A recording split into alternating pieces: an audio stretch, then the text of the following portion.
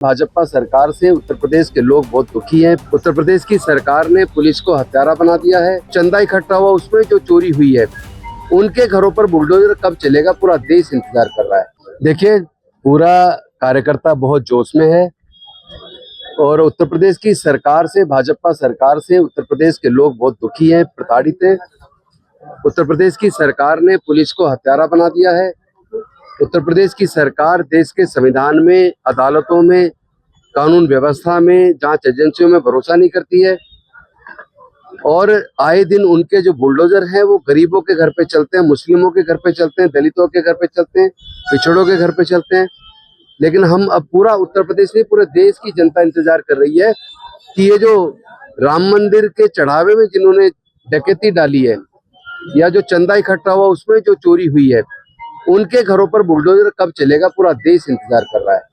और जिस प्रकार से मुख्य जो अपराधी हैं, षड्यंत्रकारी हैं, उनको जो जिस प्रकार बचाने की कोशिश की जा रही है, उससे एक बात तो स्पष्ट है कि इसकी अगर पूरी ईमानदारी से जांच हो जाए, इसके तार सीधे दिल्ली से जुड़े मिलेंगे।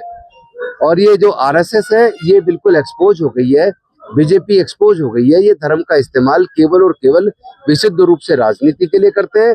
दुख की बात तो ये है कि इन्होंने राम का भी इस्तेमाल राजनीति के लिए किया है।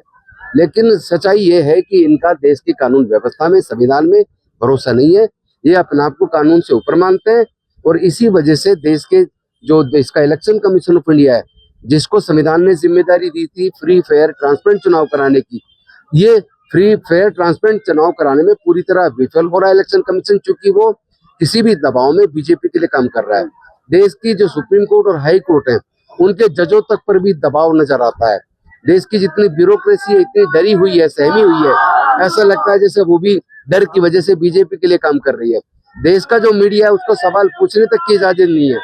लोगों का जो फंडामेंटल राइट्स हैं, उनका लगातार वायलेशन हो रहा है। ऐसे में उत्तर प्रदेश की जनता तय कर चुकी है कि 2027 में भाजपा से मुक्त उत्तर प्रदेश में सरकार बनेगी और 2027 के बाद 2029 में राहुल गांधी जी देश के प्रधानमंत्री बनेंगे। हम लोग बराबर का सम्मान और बराबर का हिस्सा चाहते हैं, क्योंकि आजादी का आंदोलन कांग्रेस पार्टी ने लड़ा, आधुनिक भारत बनाने का काम कांग्रेस पार्टी ने किया, एम्स, आईआईटी, आईआईएम, सैकड़ों पीएसयूज, वो सब कांग्रेस ने बनाया। सूचना का अधिकार, मनरेगा, खाद्य सुरक्षा का अधिकार, ये तमाम अधिकार कांग्रेस ने दिए। और साथ ही साथ जो पेट्रोल पंप हैं या दूसरे जो गैस एजेंसियां हैं, उसमें रिजर्वेशन का देने का काम किया। और दलित, पिछड़ों को, गरीबों को इतना वजीफा कांग्रेस की सरकार में मिल जाता था कि उसी से लोग पढ़ के doctor, engineer, collector, scientist, professor बन गए। आज तो इन्होंने शिक्षा को इतना महंगा कर दिया कि अगर सरकारी लॉ कॉलेज से भी आप एडमिशन लेके अपने बच्चों को पढ़ाना चाहते हैं तो पहले कोचिंग पे आपको 4 लाख खर्च करना पड़ेगा। उसके बाद जब एडमिशन होगा तो प्रति ईयर 3.25 लाख रुपए फीस है। हॉस्टल का खर्चा, किताबों का खर्चा, बाकी खर्चे अलग हैं। सारे खर्चे जोड़ ले तो एनएलयू से एक लॉ की डिग्री करने के लिए सरकारी कॉलेज से लगभग 27 लाख रुपया चाहिए। इसी प्रकार इंजीनियरिंग, मेडिकल और मैनेजमेंट, उनकी डिग्री करने के लिए भी सरकारी कॉलेज से लोगों को 15 लाख से लेके 1 करोड़ रुपया तक चाहिए। तो ये सरकार वो सरकार है जो ना तो लोगों को रोजगार दे पा रही है और ना ही लोगों को शिक्षा दे पा रही है। जब भारत गरीब था, जब भारत आजाद हुआ तो भारत गरीब था, लेकिन तब शिक्षा लगभग मुफ्त थी। आज भारत दुनिया की चौथी इकोनॉमी हो गई, लेकिन लोगों के हाथ से शिक्षा चली गई। लोग अब पैसा इतना नहीं है कि हायर एजुकेशन का खर्चा उठा पाए। और इतना ही नहीं है, भारत को कर्ज का बोझ इन्होंने इतना बढ़ा दिया कि लगभग 766 जो बिलियन डॉलर भारत के ऊपर कर्ज हो गया है।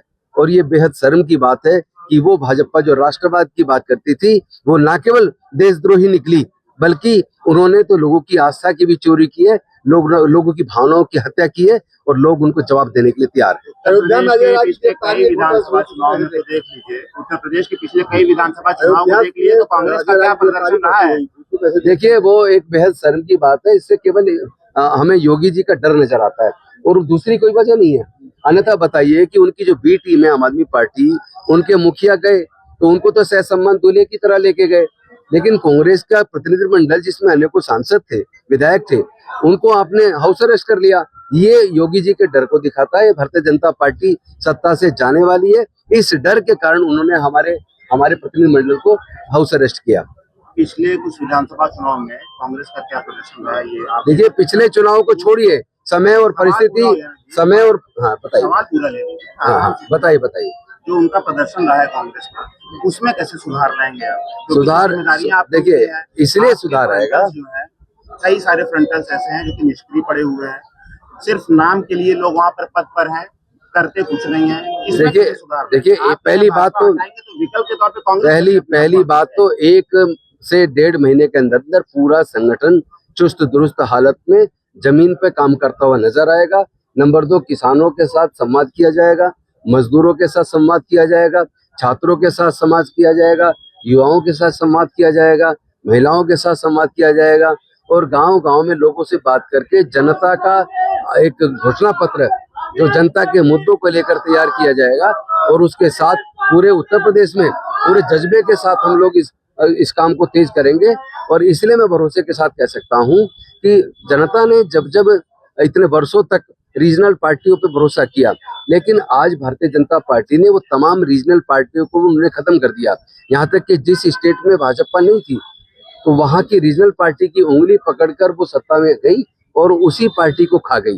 अब तो बड़ी से बड़ी पार्टी आप देख लीजिए, तृणमूल को उन्होंने खत्म कर दिया, एनसीपी को उन्होंने खत्म कर दिया, शिवसेना को उन्होंने खत्म कर दिया। ऐसे में पूरे देश की जनता केवल और केवल कांग्रेस की तरफ देख रही है। वैसे भी संसद के अंदर भी, संसद के बाहर भी, चाहे छात्रों का मुद्दा हो, चाहे वो नीट का मुद्दा हो, चाहे वो जो एग्जाम लीक का मुद्दा हो, चाहे वो किसानों का मुद्दा हो, चलिए दलित उत्पीड़न का मुद्दा हो, तमाम मुद्दों पर, यहाँ तक कि चाहे वो वोट चोरी और वोट काटने का मुद्दा हो, एसआईआर का मुद्दा हो, इन तमाम मुद्दों को लेकर जिस प्रकार हमारे जननायक न्याययोद्धा राहुल गांधी पूरे देश के अंदर, संसद के अंदर भी, संसद के बाहर भी बहुत मजबूती के साथ भारत की जनता की आवाज बन के खड़े हैं, उस हिसाब से अब लोगों को भी लग गया है कि रीजनल पार्टी से बात नहीं बनने वाली।